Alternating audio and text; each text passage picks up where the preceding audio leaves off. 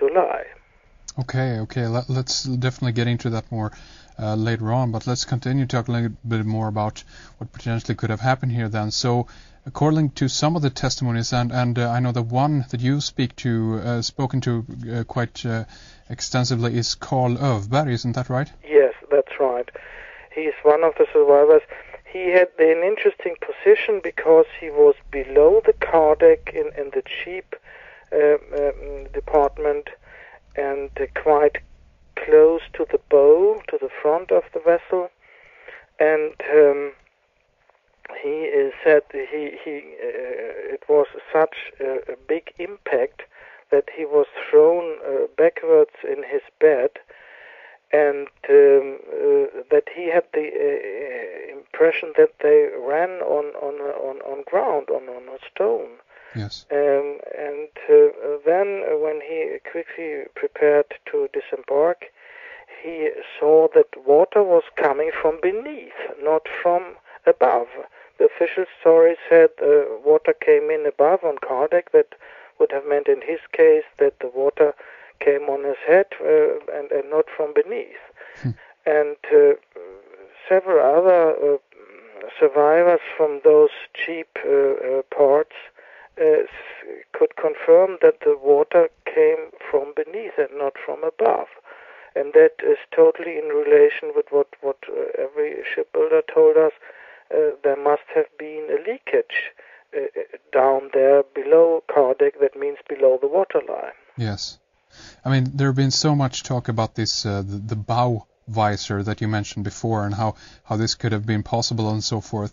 Do you know at this point if there is any footage about that shows this in any way? I mean, there have been recounts that people have been shown footage of the actual hole itself where the possible explosion or bomb were placed, and consequently what has been seen is the metal bending outwards. Isn't that right? We have to point out that there are two different parts where we have pictures or indirect pictures. The best documented part is the part of the bow where the bow visor has been, but this is a part that only shows how water could come on car deck. This is not the interesting part below car deck that caused the sinking. Yes. And we only know by theory in the beginning that there must have been a leakage, and then knowing that if you go through the film material, there is official film material. Everybody has access to it. Okay. And the first reaction when I heard it was, okay, I buy everything from the commission, every film material, and look, because the whole wreck is filmed as far as it is sticking out of the mud. And interesting, and the part where every technician and survivor said that there we suppose must be a big hole, the film material is missing. Really? Yeah. And I asked the guys in Scotland who made it from Halliburton Enterprise. No, really? Yeah. Okay. And they said, well, there was the Swedish police involved, and they stopped the camera at certain point. Yeah, there we go. Then, of course, officially it was denied, but the guy told me that, and I can say so because I heard it from him. Yes. And then we looked closer and could detect that the Halliburton guys made one mistake because they didn't cut everything away.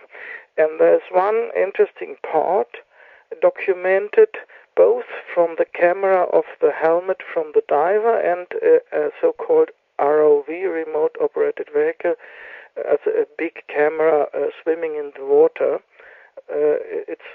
like a refrigerator.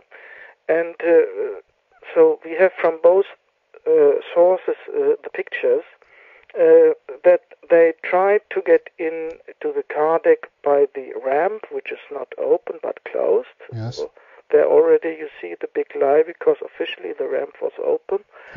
And then they say it's so much closed, you can't come into the ship that way. You must go down to the bottom, turn to the left, and then you can get in. And then you see the camera doing that, filming all the time. You see the depth and so on, and suddenly the camera is in the ship. And unfortunately, on that way into the ship, it is only dark. You can't see a hole in that way. You only see that the camera is moving from outside to inside the ship on a spot where usually is nothing open. And this is an indirect proof that there is a big hole on the starboard side close to the bow, below the waterline. Yes. And unfortunately, there are no direct pictures showing metal bent outwards on that part, which is the vital part for the sinking. Okay. What you told was pictures taken later on by Jutta Rabe and her expedition, and somewhat earlier in a worse condition from the part where the visor it was attached to the bow. There you can see metal bent outwards, typical damages from bombs. Yes. And she was able to take two metal pieces from that part where the visor was attached to the bow and submitted them to scrutiny, and they showed clearly from 4 different institutes that they had been exposed for an explosion. Really? And this is this material that never have been touched upon at all in mainstream media, or has this... Yes, principally not, especially not in Sweden. Yes. Even the BBC made a cover-up on that. I had a good contact with the BBC, but when we came with this material, they ridiculed me and never broadcasted it. Really? Yeah. And so David Icke is right if he is criticizing the BBC. Yes. I detected it myself personally. Even Discovery Channel and those media, you can't rely on them. Yes. Yeah. But the problem is these pictures showing the metal bent outward and the proofs from the metal pieces that there had been explosives. That only is evidence that the visor was blown away by bombs. But this is not the reason for the sinking. Okay. Because we know the sinking must have been caused by an opening below the car deck, and the visor is at the same level as the car deck. Yes. So this is only a proof for terrorism. But it is not the proof for the sinking itself. The only proof there we have is this indirect picture where the camera is going from outside to inside at a place where no usual natural opening is. Yes, and I guess we can go back to some of the testimony here, because as far as I recollect, there were people talking about 2 different explosions. Isn't that right? Mm-hmm. Yes, that is right. At least 2 different explosions. Yes. Quite close together and at midnight Swedish time and 1 o'clock the Estonian time. That's right, and they came from the bow part. So it is quite possible that they heard one blowing away the bow and the other making a big hole. It could also be that the submarine rammed the Estonia and made a hole causing the sinking. Really?